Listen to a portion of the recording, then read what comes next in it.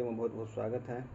आज से हम लोग एक नई सीरीज़ की शुरुआत करने वाले हैं, जो हमारे रोशन सर है ज्ञान बिंदु GS एकेडमी, वो जो डेली बेसिस पर टेस्ट लेते हैं 50 क्वेश्चन का, उन्हीं का हम लोग आज से डिस्कशन देखेंगे। तो चलिए शुरुआत करते हैं दोस्तों।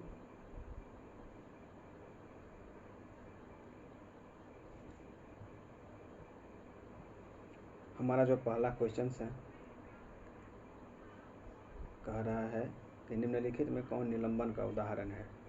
निलंबन, आपको पता होगा कि निलंबन भी एक प्रकार का मिश्रण ही होता है। निलंबन ये यानी कि विषमांग मिश्रण है। निलंबन के कणों को हम स्पष्ट रूप से आँखों से देख सकते हैं। जैसे नदी का गंदा जल, उसको आप गिलास में भर लीजिए, देखिएगा कुछ देर के बाद उसके कण, छोटे छोटे जो कण हैं, पेंदी में बैठ जाते हैं। तो कीचड़ युक्त जो जल है वो निलंबन का उदाहरण है। यानी कि मेरा राइट आंसर जो हो जाएगा ऑप्शन नंबर डी होगा। अब चलते हैं दोस्तों ऑप्शंस पे। साधारण नमक का विलयन, ये आपको विलयन हो जाएगा। समांग विलयन हो जाएगा, ये समांग मिश्रण हो जाएगा। स्टार्च का जल में विलयन, स्टार्च जो है और ग्लाइकोजन, ये सब कॉम्प्लेक्स कार्बोहाइड्रेट है। कॉम्प्लेक्स कार्बोहाइड्रेट जल में घुलते नहीं हैं, इसलिए ये क्या बनाते हैं, कोलाइड। ये निलंबन नहीं बनाते, ये कोलाइड बनाते हैं। एलम यानी कि पोटास एलम फिटकिरी, ये भी आपको कोलाइड बनाएगा। तो मेरा सिर्फ इस चारों ऑप्शंस में निलंबन का एक ही उदाहरण है, कीचड़ युक्त जल। नेक्स्ट क्वेश्चन, धान एवं गेहूं किस प्रकार के पौधे हैं। धान और गेहूं ये सब एक बीजपत्री पौधे हैं। इसका राइट आंसर हो जाएगा एक बीजपत्री। अब जानते हैं दोस्तों कि एक बीजपत्री कहते किसे हैं। एक होता है एक बीजपत्री और एक होता है द्विबीजपत्री।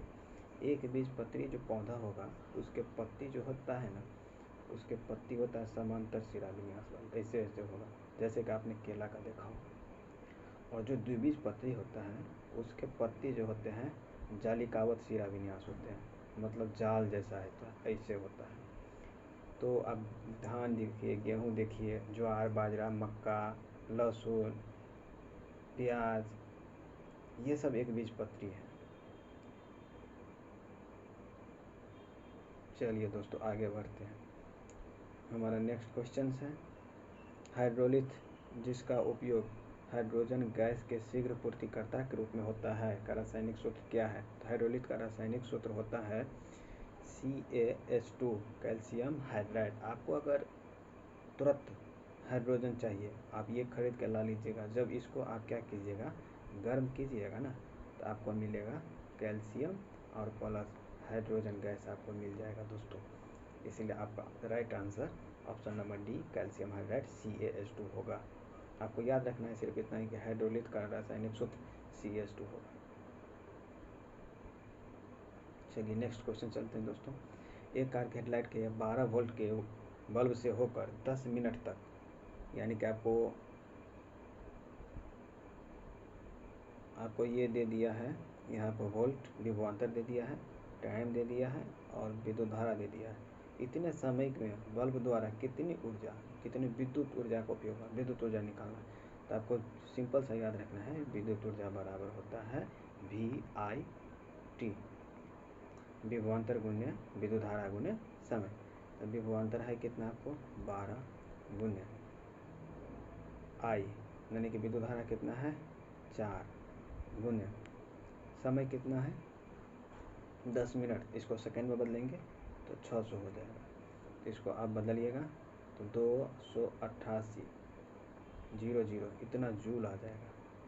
चलिए आंसर पे देखते हैं, लेकिन ऑप्शंस में सारा का सारा किलो जूल है। तो आपको क्या करना होगा, आपको कुछ नहीं करना है, सिंपल सा आपको 1000 से क्या करना है, डिवाइड कर देना है। आप कर दीजिए 1000 से डिवाइड, ठीक है। ये आपको ऐसे आ जाएगा, कितना आ जाएगा 28.8, ये आपको बदल गया किलो जूल। अब चलते हैं हम लोग अपने आंसर पे। देखिए ऑप्शन नंबर बी को देखिए आप लोग, ऑप्शन नंबर बी मेरा राइट आंसर हो गया 28.8 के जूल, किलो जूल। चलिए दोस्तों आगे बढ़ते हैं। पानी का घनत्व कितना दिया है, 10 किलोग्राम पर मीटर क्यूब। किसी पदार्थ का अपेक्षित घनत्व 2.5 है। ऐसा मानता है कि उस पदार्थ का घनत्व अपेक्षिक घनत्व यानी कि रिलेटिव डेंसिटी, रिलेटिव डेंसिटी, इसका फॉर्मूला क्या होता है, पदार्थ का घनत्व और बट्टे पानी का घनत्व, पानी का घनत्व, पानी का घनत्व दोस्तों, ये फॉर्मूला आपको याद रखना है।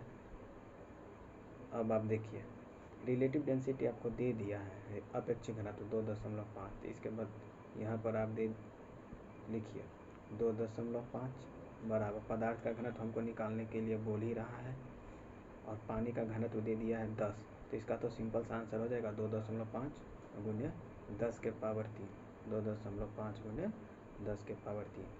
चलिए दोस्तों अपने राइट आंसर पर चलते हैं, ऑप्शन नंबर बी। अब आगे बढ़ते हैं दोस्तों।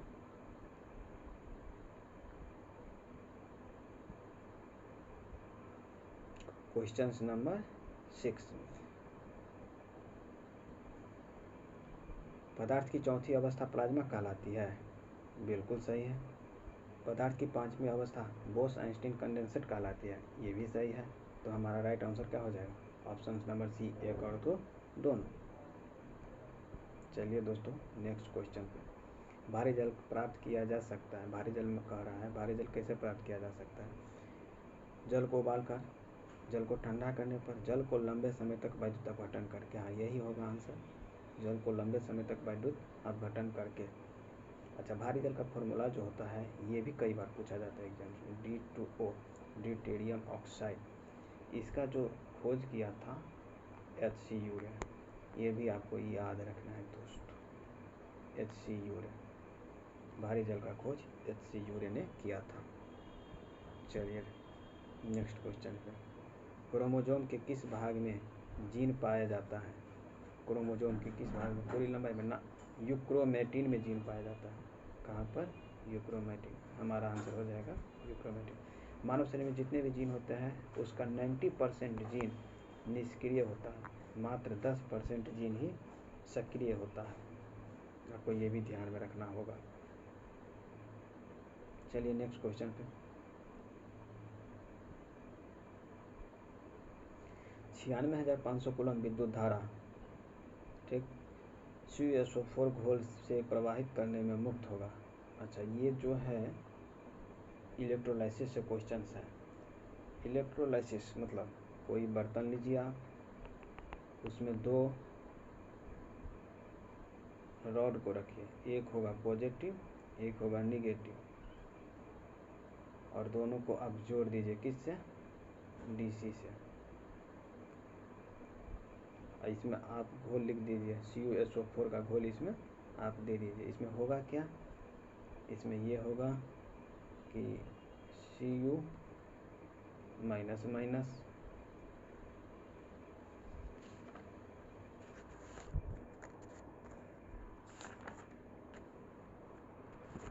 सॉरी Cu प्लस प्लस होगा और SO4 आपको माइनस माइनस में से टूट जाएगा, ठीक है।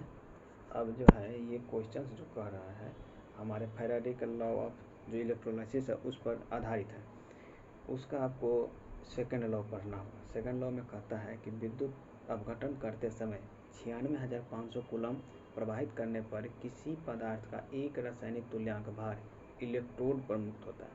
अब आपको पता ये रखना होगा कि तुल्यांकी भार होता क्या है, जैसे देखिए यहाँ पर हम निकालते हैं। अच्छा, इसको पहले हम इरेज कर देते हैं। कॉपर का तुल्यांकी भार बराबर होता है परमाणु भार बटे संयोजकता, यानी कि कॉपर का परमाणु भार कितना होता है 63.5 बटे संयोजकता का कितना होता है 2, इसको आप काटिए 31.5 आपको आंसर आएगा, 31.67 समझ लीजिए 31.67 आएगा। तो हमारा राइट जो आंसर हो जाएगा option number B, option number B. चलिए दोस्तों नेक्स्ट क्वेश्चन पे चलते हैं हम लोग।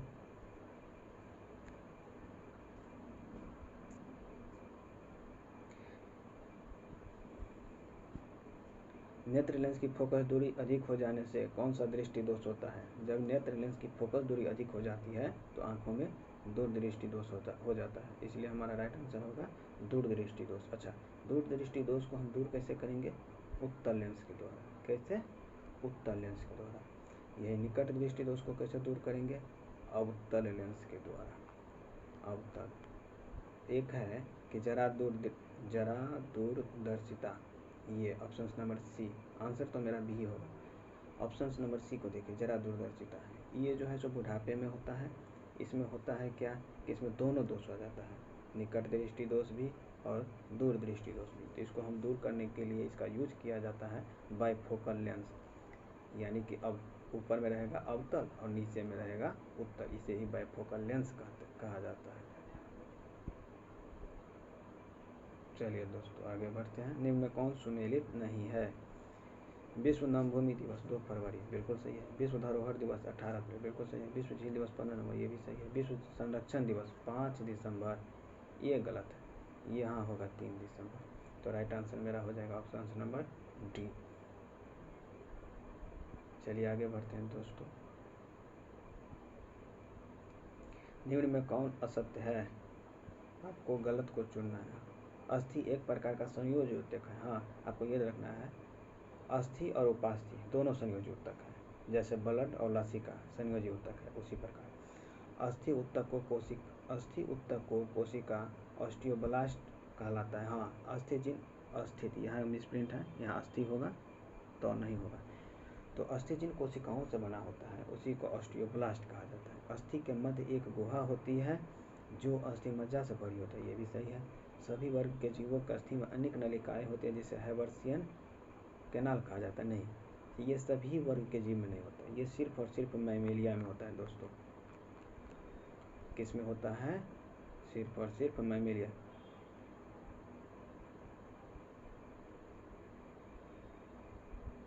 सिर्फ स्तनधारियों में होता है ये, इसीलिए जो मेरा राइट जो आंसर हो जाएगा ऑप्शन नंबर डी होगा right answer, option number D. ठीक है दोस्तों, आगे बढ़ जाते हैं। निम्न में कौन द्वितीय श्रेणी का उत्तोलक है? देखिए कैंची, ये जो हमारा कैंची है ये आपका आ जाएगा फर्स्ट श्रेणी का। सरोता ये आ जाएगा आपका सेकेंड श्रेणी का। नेल कटर ये आ जाएगा आपका थर्ड श्रेणी का। किसान का हल ये भी आ जाएगा आपका थर्ड श्रेणी का। क्वेश्चन में देखिए पूछ रहा है द्वितीय श्रेणी, द्वितीय श्रेणी, तो हमारा राइट आंसर क्या हो जाएगा? Option number B. चलिए दोस्तों आगे बढ़ते हैं। 4 तथा 1 वायुमंडलीय दाब पर वायु में ध्वनि के चाल का अनुपात क्या होगा? एक बात आपको जानना होगा, ध्वनि के चाल पर वायुमंडलीय दाब का कोई प्रभाव नहीं पड़ता है। जितना 1 वायुमंडलीय दाब में ध्वनि का चाल होगा उतना ही 4 वायुमंडलीय दाब में भी ध्वनि का चाल उतना ही होगा। अब आपका रेशियो निकाल दीजिए 1:1, यानी कि मेरा राइट आंसर क्या होगा? Option number A. चलिए दोस्तों आगे बढ़ जाते हैं। एक जलीय विलयन जिसका पीएच मान 0 है वह विलयन कैसा होगा? आपको पता है कि पीएच मान पे 1 से लेकर 14 तक अंक होता है। जिसका पीएच मान 7 होगा वो कैसा होगा? उदासीन होगा। जिसका पीएच मान 7 से ज़्यादा होगा क्षारीय होगा, 7 से कम होगा अम्लीय होगा। यहाँ तो 0 ना है, 7 से कम है, इसलिए हमारा राइट आंसर हो जाएगा अम्लीय, ऑप्शन नंबर ए। चलिए दोस्तों आगे बढ़ते हैं। श्वेत फास्फोरस का अनुसूत्र है, श्वेत फास्फोरस का अनुसूत्र है P4। यहीं पर लाल फास्फोरस का था तो उसका अनुसूत्र हो जाता P4 के होल n। अच्छा, श्वेत फास्फोरस एक जो है खतरनाक गैस है, इसका यूज सेकेंड वर्ल्ड वार में किया गया था। चलिए दोस्तों आगे बढ़ते हैं।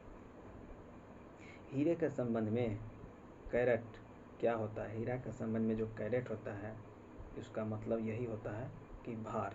हीरे के संबंध में कैरेट का मतलब होता है भार से। ठीक है दोस्तों, आगे बढ़ते हैं।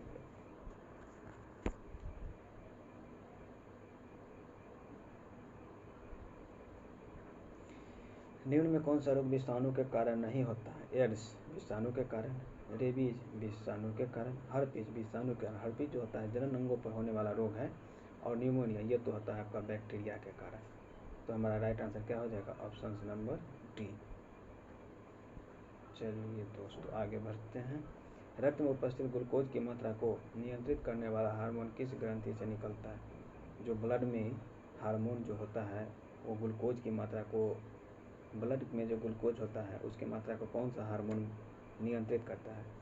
इसका राइट आंसर हो जाएगा अग्न्याशय के द्वीप पर, अग्न्याशय की लैंगरहैंस द्वीपिका। आपको पता है कि पैंक्रियाज एक ऐसा है अंग है जो कि मिश्रित ग्रंथि का काम करता है, यानी कि इसका आधा भाग एसिनल कोशिका से बना होता है और आधा भाग अल्फा बीटा गामा कोशिकाओं से बना होता है। जो एसिनल कोशिकाओं से बना होता है वो एंजाइम का निर्माण करता है, अर्थात वो बाह्यस्रावी ग्रंथि का काम करता है, और जो अल्फा बीटा गामा का निर्माण, अल्फा बीटा गामा से बना होता है उसे संयुक्त रूप से क्या कहते हैं? इजलेट्स ऑफ लैंगरहैंस, और वो हार्मोन का निर्माण करता है, इसलिए उसे बाह्यस्रावी के तरह काम करना पड़ता है। ठीक है। जब अच्छा हमारे ब्लड का जो एक ग्लूकोज का जो निश्चित मात्रा होनी चाहिए उपयुक्त, वो है 80 से 120 मिलीग्राम पर ml। ठीक है दोस्तों, अगर 120 से ज़्यादा हो गया ग्लूकोज की मात्रा तो उस स्थिति, अच्छा 120 से ज़्यादा हो गया तो उस स्थिति में इंसुलिन निकलता है। इंसुलिन क्या करता है? अतिरिक्त ग्लूकोज को ग्लाइकोजन में बदल करके यकृत में संचित कर देता है। ठीक, अगर वही हमारे ब्लड का जो ग्लूकोज मात्रा है 80 से कम हो गया तो उस स्थिति में ग्लूकागोन हार्मोन निकलता है, और जो यकृत में पहले से संचित हार्मोन रहता है, संचित ग्लूकोज रहता है ग्लाइकोजन के रूप में, उसको वो ग्लूकोज में बदल देता है। तो हमारा राइट आंसर हो जाएगा ऑप्शन नंबर सी।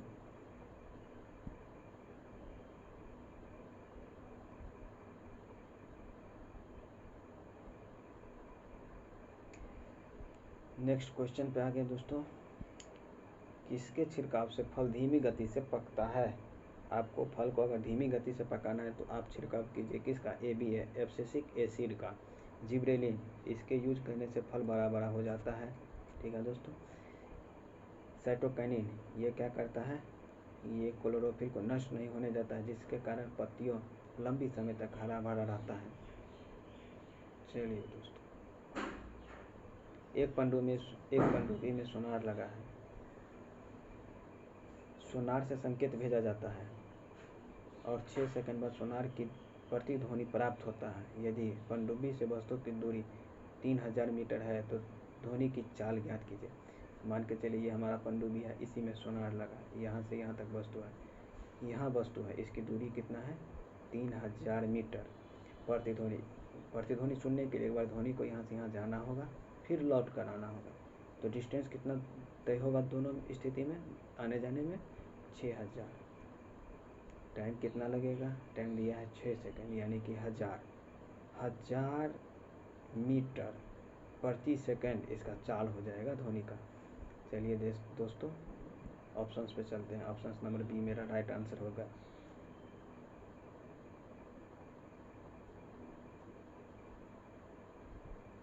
आपको 2 प्याले दी गई हैं और एक आपके लिए और दूसरा आपके मित्र के लिए। आपको अपने मित्र के लिए कुछ समय तक प्रतीक्षा करनी है, तो आप निम्न में से कौन सा विकल्प आजमाएंगे?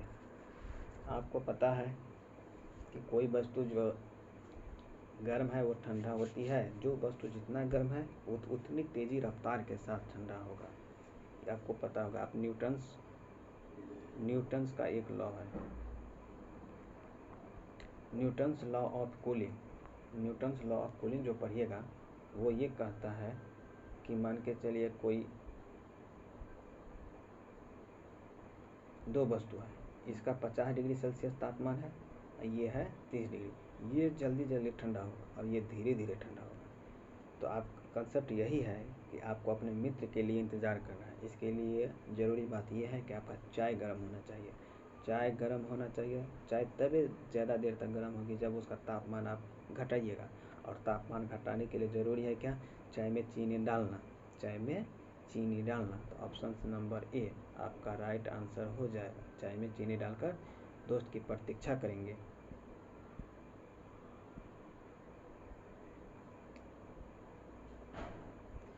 श्वेत फास्फोरस, कास्टिक सोडा NaOH के गर्म तथा सांद्र विलयन से अभिक्रिया करके कौन सा अभिक्रिया करके बनाता है? फॉस्फीन। इसका रासायनिक सूत्र आप याद रखें, PH 3, क्योंकि ये भी एग्जाम्स में पूछ सकता है pH 3।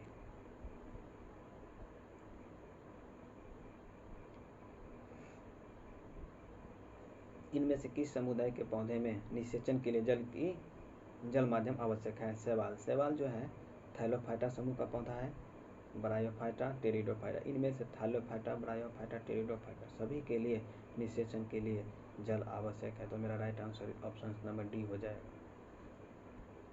चलिए दोस्तों नेक्स्ट क्वेश्चन पे निम्न कथनों पर विचार करें। चलिए विचार करते हैं। अमीबा में उत्सर्जन के लिए कोई विशेष अंगक नहीं है, नहीं पाए जाते हैं। हाँ बिल्कुल सही है। अमीबा में उत्सर्जित पदार्थ शरीर के सतह से विसरण करके बाहर निकल जाता है, ये भी सही है। तो मेरा राइट आंसर हो जाएगा क्या? ऑप्शन नंबर डी, 1 तथा 2 दोनों। आपको एक चीज़ याद रखना है, जितने भी कोष के जीव है उसमें उत्सर्जन और शोषण के लिए कोई विशेष अंगक पाए ही नहीं जाते। ठीक है दोस्तों, आगे बढ़ते हैं। भूमंडल का सबसे बड़ा जैव विविधता क्षेत्र है अमेजन का वर्षावन। आपको याद रखना है कि भूमंडल का सबसे बड़ा जैव विविधता क्षेत्र है अमेजन का वर्षावन, जिसे कहा जाता है क्या? पृथ्वी का फेफड़ा। पृथ्वी का फेफड़ा, ये आपको याद रखना है। अच्छा, ये जो मेरा क्वेश्चन है ये 29 नवंबर 2022 का है। इतना पुराने क्वेश्चंस, पहले के क्वेश्चंस कराने का यही मतलब है कि आपका एग्ज़ाम जब तक होगा नवंबर दिसंबर 2023 में, तब तक हम पिछले एक साल के 50-50 क्वेश्चंस के सेट को लगा लेंगे दोस्तों। इसलिए आपको अगर एक साल का क्वेश्चंस देखना है तो हमारे साथ आप बने रहिए। और ज़रूर अगर आप हमारे चैनल पर नए व्यूअर आए हैं तो हमारे चैनल को सब्सक्राइब करें दोस्तों। चलिए आगे बढ़ते हैं।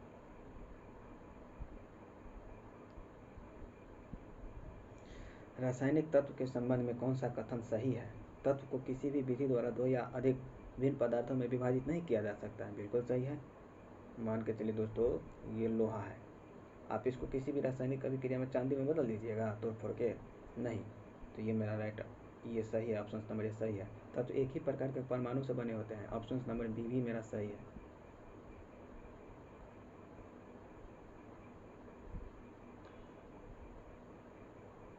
तत्व एवं यौगिक के भौतिक गुण भिन्न होते हैं। हाँ, तत्व और यौगिक के भौतिक गुण भिन्न होते हैं, परंतु रासायनिक गुण समान होते हैं। गलत है दोस्तों, रासायनिक गुण भी भिन्न होगा। ये सेंटेंस मेरा गलत है। तत्व ठोस, द्रव एवं गैस तीनों अवस्था में पाए जाते हैं, ये सही है। तो इस तरह मेरा आंसर निकल के आता है ऑप्शन नंबर सी।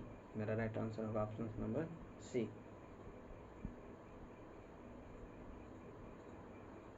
एक सरल आवर्त गति करते हुए एक कण के पथ की लंबाई 0.1 मीटर है। इसका आवर्तकाल 10 सेकंड है। कण का महत्तम वेग, कण का जो, अच्छा ये जो है आपको आवर्त गति वाला प्रश्न है, इसको याद रखना है आपको कि मैक्सिमम जो वेलोसिटी होगा ना, इसका फॉर्मूला होता है ω√ए²। ये निकल के आएगा ω×a। ओमेगा है क्या? ओमेगा कोणीय संवेग है। इसको अगर आप आगे और बढ़ाइएगा तो आपको निकलेगा 2π/t। टी क्या है? आवर्तकाल। गुने ए मतलब आयाम, एम्पलीट्यूड। इसका एम्पलीट्यूड होता क्या? मान के चलिए ये कोई पेंडुलम है, ये यहाँ से जा रहा है झूल के, फिर यहाँ से आ रहा है झूल के। तो सरल आवर्त गति कर रही वस्तु के एक ओर के महत्तम, यानी कि एक ही ओर के अगर महत्तम हम लेंगे ना, एक ओर के महत्तम दूरी को, यही हो जाएगा मेरा एम्पलीट्यूड, आयाम। तो कुल लंबाई तो दिया हुआ है आपको क्वेश्चंस में, कितना? 0.1, लेकिन एम्पलीट्यूड कितना हो जाएगा मेरा? 0.1/2, क्योंकि आधा ही लेना है। ठीक है दोस्तों, तो ये कट जाएगा तो आपका कितना आ जाएगा? अच्छा, आवर्तकाल भी दिया है आपको क्वेश्चंस में, आवर्तकाल भी देख लेते हैं।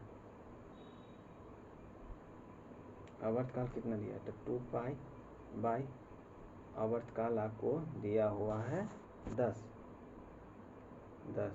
0.1/2। 2 तो कट ही गया है, सॉरी, यहाँ तो पहले ही कट गया था। फिर से देखते हैं दोस्तों इस क्वेश्चंस को, यही ना था। 2π/t गुने 0.1/2। आपको दो तो कट ही गया था पहले। अब आपको क्या करना है, अब आप इसको ये कर लीजिए पाई आवर्तकाल 10 दिया है गुने 0.1। अब इसको मेरा फाइनल आंसर आ जाएगा कितना, 0.01 पाई, इतना मीटर पर सेकेंड। चलिए आंसर ऑप्शंस में देखते हैं। तो ऑप्शंस नंबर आपका क्या हो जाएगा, ए 0.01 पाई मीटर पर सेकेंड।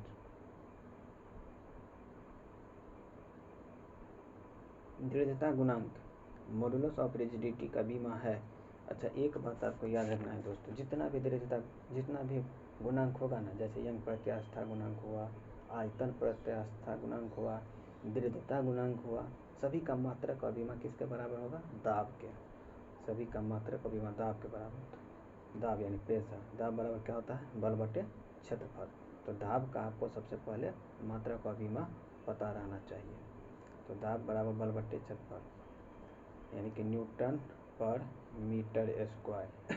इसका हम अगर बीमा निकालेंगे, डायमेंशन कितना होता है, बल का हो जाएगा mL/t-2 बटे m स्क्वायर।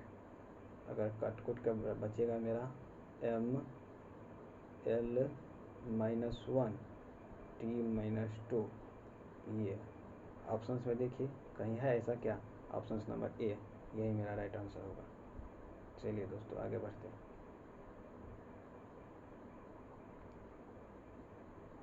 कोई धातु ऑक्सीजन के साथ अभिक्रिया कर उच्च गलनांक वाला यौगिक बनाता है, वह धातु जल में विलय है।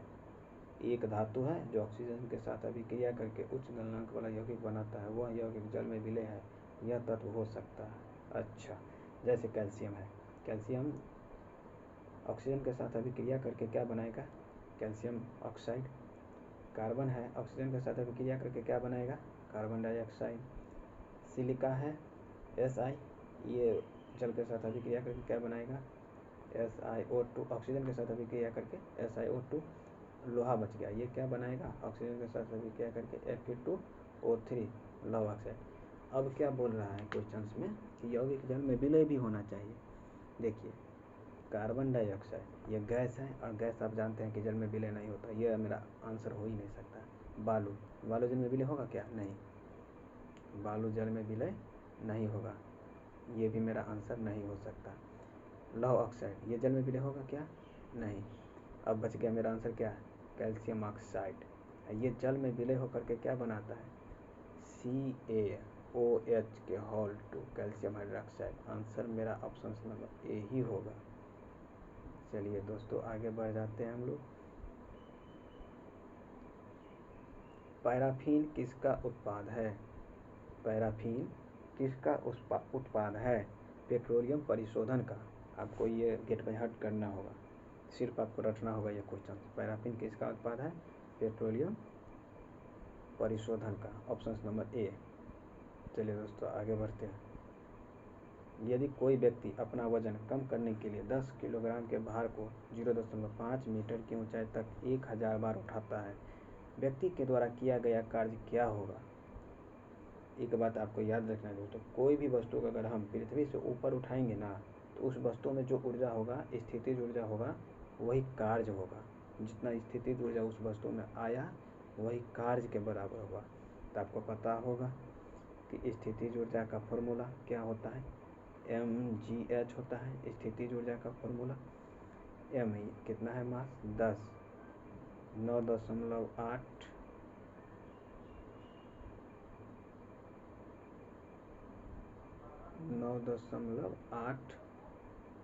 बट्टे, इसको दशमलव उड़ाएंगे तो यहाँ पर 10 हो जाएगा, गुण्य 0.5 है, इसका भी दशमलव उड़ाएंगे 1000, नीचे में 10 हो जाएगा। 1000 बार उठाता है ना, 1000 से मल्टीप्लाई कर देंगे, आपका जो फाइनल में आंसर आ जाएगा 49, कितना 49 किलो जूल। पहले तो जूल में आएगा, जूल को आपको किलो जूल में बदलना बता दिए, 1000 से डिवाइड कीजिएगा, जूल किलो जूल में बदल जाएगा। इतना आंसर मेरा हो जाएगा। ऑप्शन नंबर आपको बी दिख रहा है, ऑप्शन नंबर बी आपको दिख रहा है, यही आंसर होगा ऑप्शन नंबर बी। चलिए दोस्तों आगे बढ़ते हैं।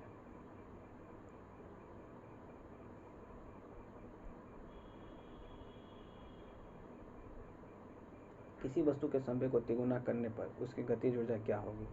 संवेग और गतिज ऊर्जा, काइनेटिक एनर्जी, दोनों के बीच में संबंध होता है दोस्तों। क्या संबंध होता है? काइनेटिक एनर्जी बराबर होता है p²/2m। यहाँ पर p क्या है? संवेग है, मोमेंट है, मोमेंटम। अगर तो आप देख रहे हैं कि यहाँ से हम डायरेक्ट कह सकते हैं कि kinetic energy direct inversely proportional p²। और क्वेश्चंस में दे दिया है कि इसको हम तिगुना कर रहे हैं, तो जब आप इसको तिगुना करेंगे तो ये काइनेटिक एनर्जी कितना हो जाएगा? 9 गुना। इसीलिए आंसर मेरा हो जाएगा ऑप्शन नंबर सी, 9 गुनी। चलिए दोस्तों आगे बढ़ते हैं। एलर्जी युक्त प्रतिक्रियाओं में किस रक्त कण की संख्या बढ़ जाती है? जब हमें एलर्जी होता है तो किस रक्त कण की बढ़ जाती है, संख्या बढ़ जाती है? ऑप्शन नंबर इसका आंसर क्या हो जाएगा? Option number A, acidophil. Option number A, acidophil. ये आपको सीधा याद रखना है। अब ऑप्शंस की बात कर ले दोस्तों। न्यूट्रोफिल ये क्या करता है? हानिकारक सूक्ष्म जीवों को भक्षण करता है। लिम्फोसाइट ये क्या करता है? एंटीबॉडी का निर्माण करता है। किसका?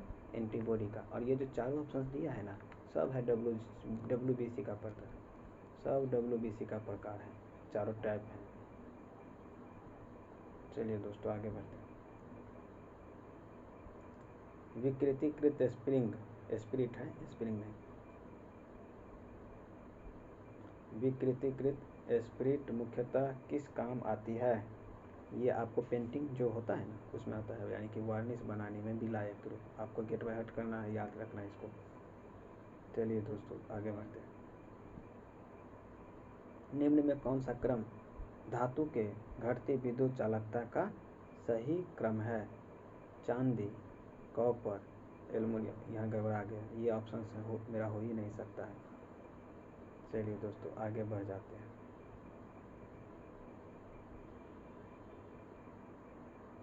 ऑप्शन नंबर बी, चांदी, हाँ। कॉपर, टंगस्टन, ये भी गलत है। चांदी, कॉपर, सोना, एल्युमिनियम, टंगस्टन, पारा, लोहा। ऑप्शन नंबर सी मेरा राइट आंसर होगा, ऑप्शन नंबर सी। चलिए दोस्तों आगे बढ़ते हैं। ये तो रिपीट क्वेश्चन है आपको 37 नंबर, क्योंकि आपको बताए थे प्रत्यास्था गुणांक जो होगा वो किसके बराबर होगा? दाब के मात्रक जो होगा वही प्रत्यास्था दाब का जो मात्रक होता है, जो बीमा होता है, वही बराबर होता है किसी भी प्रत्यास्था गुणांक का। तो इसका राइट मेरा आंसर हो जाएगा option number B, option number B मेरा राइट आंसर हो जाएगा। चलिए दोस्तों आगे बढ़ते हैं। किसी विद्युत बल्ब के जीवन को बढ़ाने के लिए सामान्यतः उसे किससे भरा जाता है? ऑक्सीजन, वायु, argon, nitrogen. Option number C right answer होगा। लेकिन आर्गन तो दिया ही जाता है, नाइट्रोजन भी भरा जाता है, क्योंकि अगर आर्गन न रहे तो नाइट्रोजन भर सकते हैं। और वैसे भी आर्गन महंगी गैस है, तो कभी कभी आर्गन के बदले नाइट्रोजन भरा जाता है। चलिए दोस्तों आगे बढ़ जाते हैं हम लोग।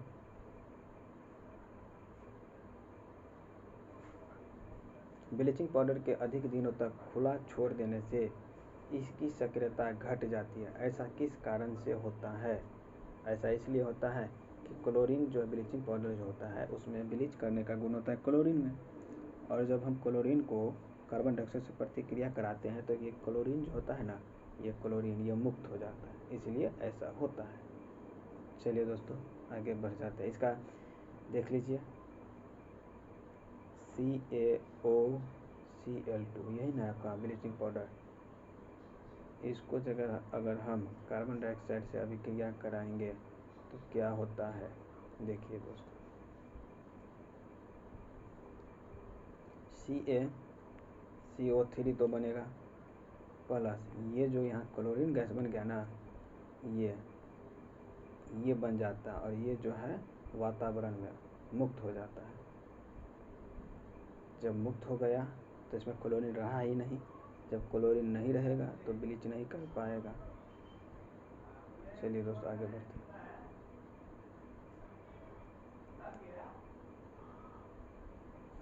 रक्त समूह ओ वाला व्यक्ति किस रक्त समूह के व्यक्तियों से रक्त ले सकता है? जो रक्त ओ होगा ना, वो सिर्फ और सिर्फ ओ से ही लेगा। चलिए दोस्तों आगे बढ़ते हैं हम लोग। सूची 1 और सूची 2 को सुमेलित कीजिए। आपको ये क्वेश्चन तो याद ही होगा। नीला थोथा, कॉपर सल्फेट, ऑप्शन नंबर 1 का हो जाएगा आपका 3। हरा कशिश, हरा कशिश किसको बोलते हैं? फेरस सल्फेट को। कैलोमल किसको बोलते हैं? मर्क्यूरस क्लोराइड को बोलते हैं कैलोमल, यानी कि डी का 2 हो जाएगा। चिली साल्टपीटर, सोडियम नाइट्रेट का हो जाएगा सोडियम नाइट्रेट, NaNO3 हो जाएगा। कॉपर सल्फेट हो जाएगा CuSO4 × 5H2O। फेरस हो जाएगा FeSO4 7H2O। और ये जो है मर्क्यूरस क्लोराइड जो हो जाएगा, ये हो जाएगा आपका Hg2Cl2। तो इस प्रकार अगर हम देखें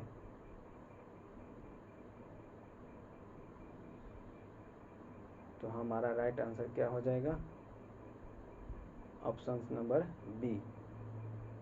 ऑप्शन नंबर बी मेरा राइट आंसर हो जाएगा। नेक्स्ट क्वेश्चन पर चलते हैं दोस्तों। पृथ्वी पर एक आदमी का भार 65 किलोग्राम है। इसका भार चक्कर काटने वाले कृत्रिम उपग्रह में क्या होगा?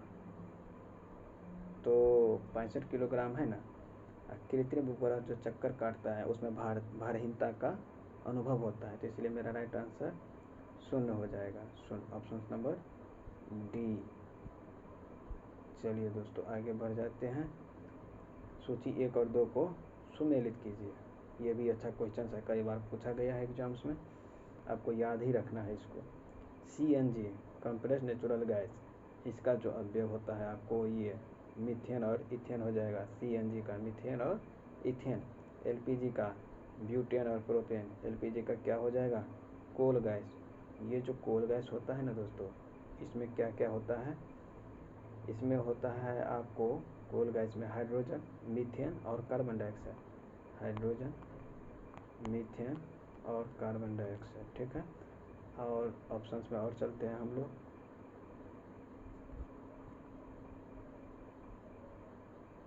हाँ, एक आ गया हमारा जल गैस यानी वाटर गैस। इसमें आपका होता है carbon monoxide plus hydrogen, carbon monoxide plus hydrogen. तो ये हमारा इस प्रकार अगर हम देखें तो राइट आंसर हमारा क्या हो जाएगा? ऑप्शन नंबर सी, यही राइट आंसर होगा। चलिए दोस्तों आगे बढ़ते हैं।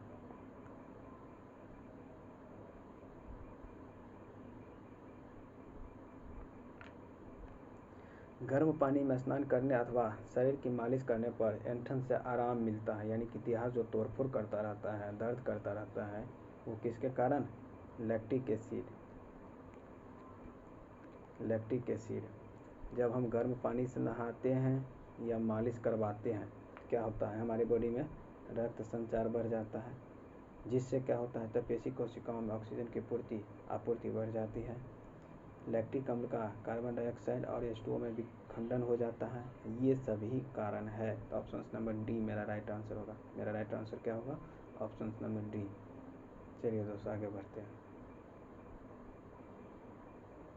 किसी माध्यम का अपवर्तनांक का मान होता है, ये तो टेंथ का ही कॉन्सेप्ट है साइन आई बटे साइन आर, 10th क्लास से हम लोग पढ़ते आ रहे हैं। चलिए इसमें कुछ ज़्यादा बोलना नहीं है, आगे बढ़ते हैं हम लोग सीधा। तत्वों के सबसे पहला वर्गीकरण किसने किया जाए? जो तत्व है उसका पहला वर्गीकरण किया था डोबरेनर, ऑप्शन नंबर डी डोबरेनर, ये याद रखना है आपको। चलिए नेक्स्ट क्वेश्चन पर चलते हैं। कार्बोहाइड्रेट पाचक एंजाइम है। कार्बोहाइड्रेट जो है किसका पाचन करता है?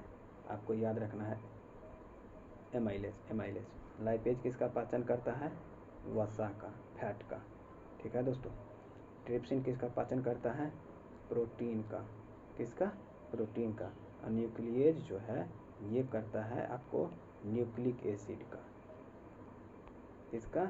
न्यूक्लिक एसिड का। तो मेरा इस प्रकार राइट आंसर क्या हो गया? ऑप्शन नंबर ए, एमाइलेज का पाचक कौन करता है? कार्बोहाइड्रेट। आपको सीधा याद रखना है। चलिए दोस्तों, प्रतिरोध आर के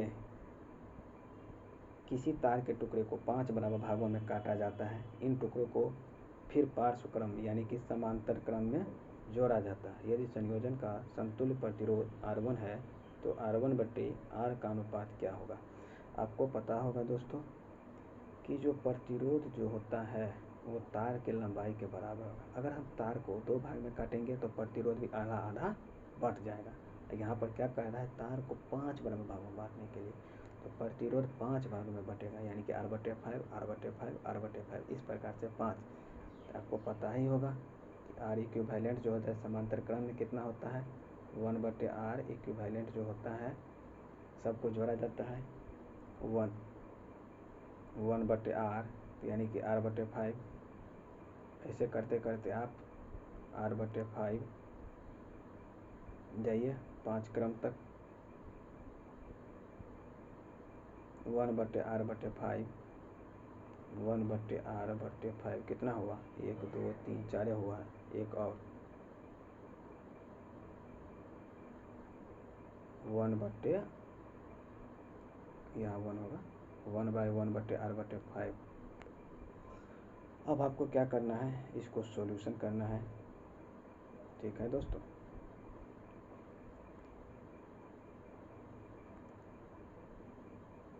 अब आप इसका सॉल्यूशन कीजिए हमारे साथ।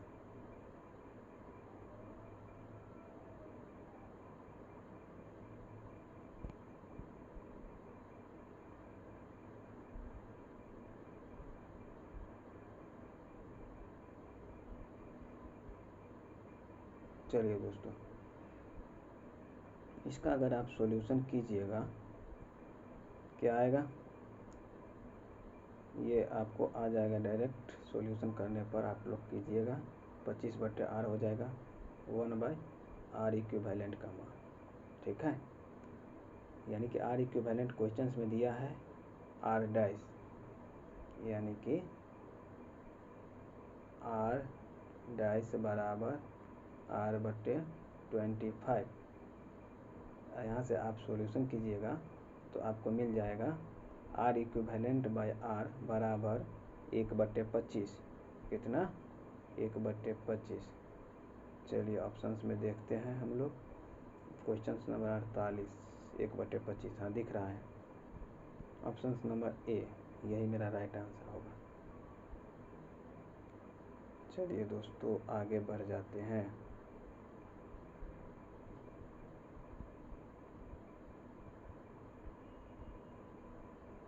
तोप का एक गोला, ये भी न्यूमेरिकल आ गया।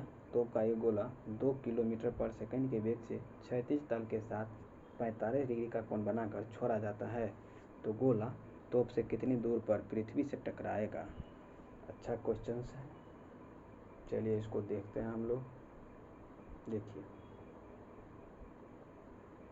एक तोप है, वो 45 डिग्री का कोण बना के पृथ्वी पर छोड़ा जाता है। कितना? 45 डिग्री। तो कितना दूर ये जाके गिरेगा, यानी कि ये रेंज पूछ रहा है, परास पूछ रहा है। इसका फॉर्मूला आपको पता होगा कि परास बराबर होता है U² sin 2θ/g। अब यू मतलब वेग कितना है, 2 किलोमीटर पर सेकंड। 2 किलोमीटर पर सेकंड को बदलेंगे आप मीटर पर सेकंड में, कितना हो जाएगा, 2000 मीटर पर सेकंड हो जाएगा।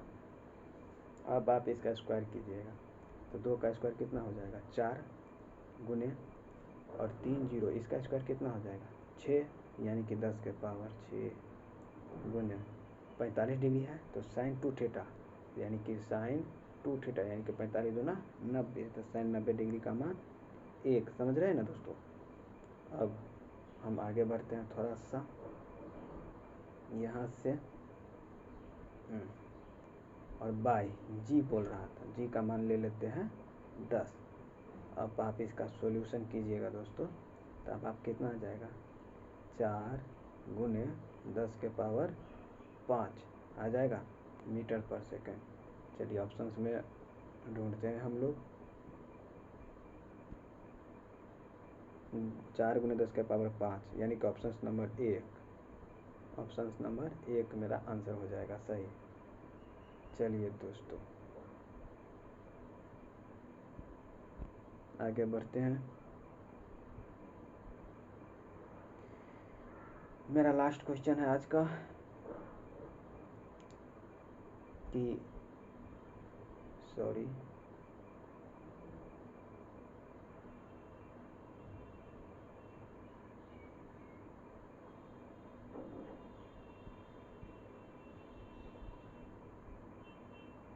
हम लोगों का लास्ट क्वेश्चन रह गया है दोस्तों कि जीवों के विकास के संदर्भ में निम्नलिखित में से कौन सा अनुक्रम सही है।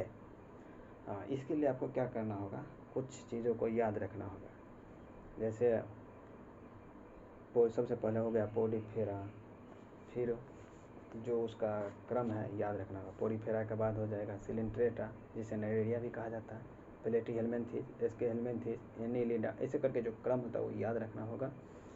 और साथ ही साथ ये भी याद रखना होगा कि जो मत्स्य का वर्ग हो गया आपका मत्स्य, इसको हम लोग थोड़ा सा देख लेते हैं। मत्स्य हो गया, मत्स्य के बाद हो जाएगा आपका क्या, एम्फीबिया, एम्फीबिया के बाद रेप्टिलिया, रेप्टिलिया के बाद एबीज, एबीज, और इस एबीज के बाद आपका हो जाएगा मैमेलिया, यानी कि स्तनधारी। अब देखते हैं हम लोग की ऑप्शंस में क्या क्या दिया हुआ है। ठीक है दोस्तों, ऑप्शंस, पहला ऑप्शंस देखिए, ऑक्टोपस, ऑक्टोपस के बाद है डॉल्फिन, ऑक्टोपस जो है मोलस्का है, डॉल्फिन जो हो जाएगा आपको मछली है, मोलस्का के बाद मछली, यहाँ तक तो सही है। इसके बाद शार्क, शार्क जो है मत्स्य है, शार्क क्या है, मछली है। और ये डॉल्फिन जो था मेरा, ये स्तनधारी था, तो स्तनधारी के बाद जो है मछली आएगा, ये तो गलत हो गया। चलिए ऑप्शन नंबर बी देखते हैं हम लोग, ऑप्शन नंबर बी, पेंगोलिन, कच्छप, बाज। तो यहाँ पर पेंगोलिन जो है आपका, ये पेंगोलिन आ जाएगा स्तनधारी, कच्छप आ जाएगा यानी कछुआ, ये आ गया रेप्टिलिया, और ये जो बाज है, इतना पर देखते हैं, पेंगोलिन स्तनधारी के बाद आपको रेप्टिलिया आएगा, ये तो उल्टे क्रम चल जाएगा ना, इसलिए ये भी गलत होगा।